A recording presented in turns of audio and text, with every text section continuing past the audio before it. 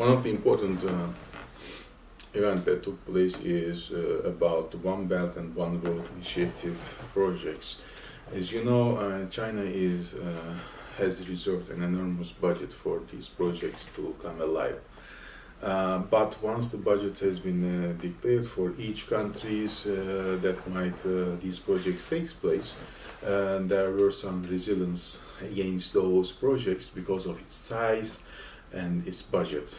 And it was very hard, or it has been very hard for states or administrations in different countries to convince the communities that these are not against national interest, it will get along within their also national interest.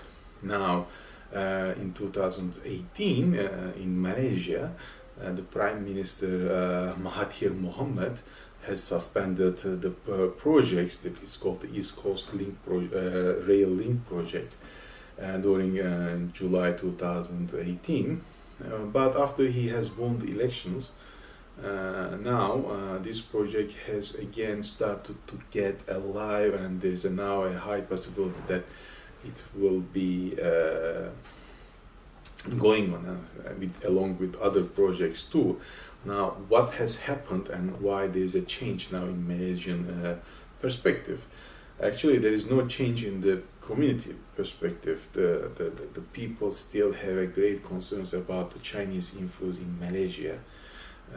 But what has happened in order to reduce these concerns and reduce the resilience against the Chinese influence in Malaysia, China has, with the request from the Malaysian administration, reduced the size of the projects, and now they are going to do it maybe to half of what it was before. Why this is important? First, it shows the flexibility of the Chinese administration. It's very important, and I believe it's very intelligent approach for China to consider this. Once you are reducing the size of the projects, including the budget of the projects, people will say that, okay, this is a foreign investment, the size, not the size, but the budget is important, we can pay this debt along maybe 10 years, and it will be just a normal investment as it like a local investment or a national investment.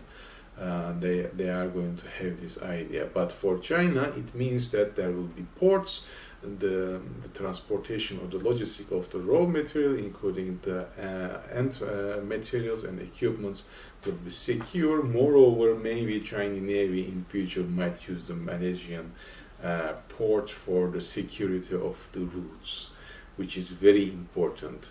That's why this indication has shown that China is very flexible, and they can do all the good ideas in order to still perceive their interest within these projects.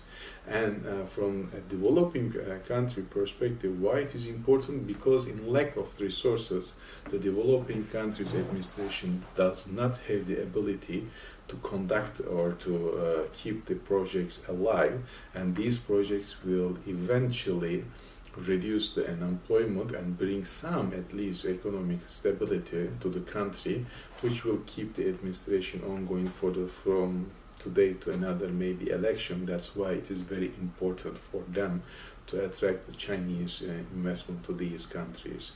We believe that these things, or this approach especially, will take place to other developing countries within Asia, East Africa, and or Horn of Africa, and especially to Latin America too, because we have now seen the signs that China has merged the Latin, we will say Latin, there is an investment group for Latin countries, Latin American countries, and for East Asia countries.